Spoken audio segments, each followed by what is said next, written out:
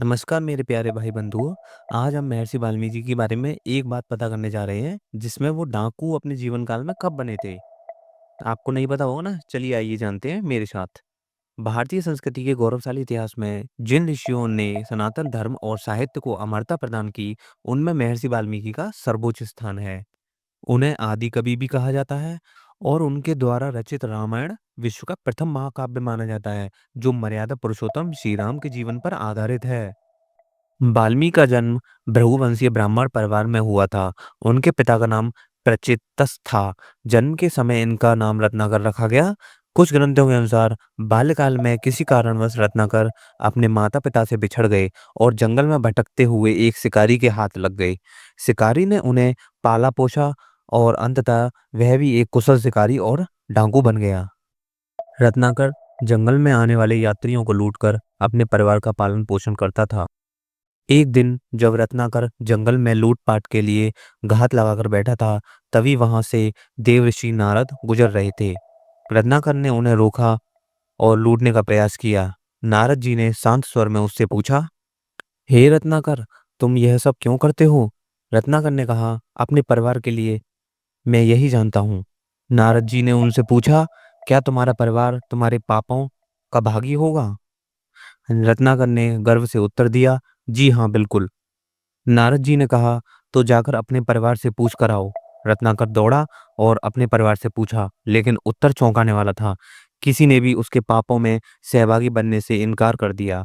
पत्नी, बच्चे, यहाँ तक कि माता पिता ने भी कह दिया कि पालन हमारा कार्य है, पर तुम्हारे कर्मों की जवाबदेही तुम्हारी है।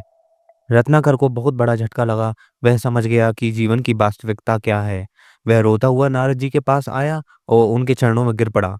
नारद जी ने उन्हें राम नाम जपने की सलाह दी, लेकिन रत्नाकर के लिए राम कहना कठिन था।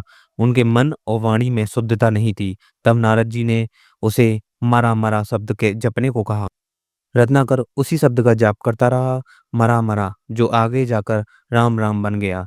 वह एक जगह बैठ गया, आंखें बंद की, तब में लीन हो गया। कहते हैं उसकी तपस्या इतनी गहन थी कि उसके शरीर पर दीमकों ने घर बना लिया था। उसी से उनका नाम पड़ा वाल्मीकि। जब रत्नाकर की तपस्या पूर्ण हुई, तब नारद जी ने उसे दीक्षा दी और वह महर्षि वाल्मीकि कहलाए। अब वह तपस्वी, ज्ञानी और परम संत बन चुके थे। उनके मुख से अब केवल धर्म, ज्ञान और भक्ति की ही वाणी निकलती थी।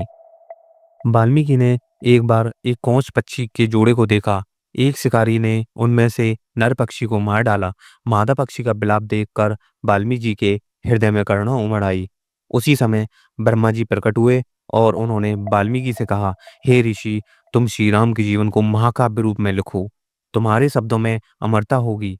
ब्रह्मा जी ने उन्हें वरदान दिया कि वे त्रिकालदर्शी बनेंगे, यानी जो हुआ, हो रहा है, जो होगा, वह सब जान सकेंगे। और उसके बाद उन्होंने रामायण की रचना आरंभ की और उसमें 24,000 श्लोकों के साथ 7 कांडों में संपूर्ण की। इसके बाद ऋषि वाल्मीकि ने अपना एक आश्रम स्थापित किया, जो तमसा नदी के किनारे पर स्थित था। यहीं उन्होंने कई शिष्यों को शिक्षा दी, जिनमें लव और कुश, श्री राम और सीता जी के पुत्र भी सम्मिलित थे। जब जब सीता माता को अयोध्या से वनवास मिला, तब वे वाल्मीकि आश्रम में आई और वहीं लव कुश का जन्म हुआ। वाल्मीकि ने ही उन्हें वेद, शास्त्र, अस्त्र शस्त्र और रामायण का पाठ सिखाया। एक बार राम ने अश्वमेध यज्ञ किया। उनका यज्ञ घोड़ा वन में पहुंचा, जहां लव और कुश ने रोक लिया उसे। महर्षि वाल्मीकि कैसे एक डाकू से महान संत बन सकते हैं, इसका प्रत्यक्ष प्रमाण बनकर संसार के लिए प्रेरणा स्रोत बने हैं। महर्षि वाल्मीकि की जीवन गाथा हमें यह सिखाती है कि मनुष्य चाहे जितना भी पतित क्यों ना हो, यदि उसमें परिवर्तन की ज्वाला जल उठे, तो वह भी महर्षि बन सकता है। जय श्री राम दोस्तों। आपको ये कहानी अच्छी लगी हो तो वीडियो को लाइक और चैनल को सब्सक्राइब करें और बेल आइकन को दबाना ना भूलना, क्योंकि जिससे हमारे वीडियो अपलोड करते ही सबसे पहले आप पर नोटिफिकेशन आए।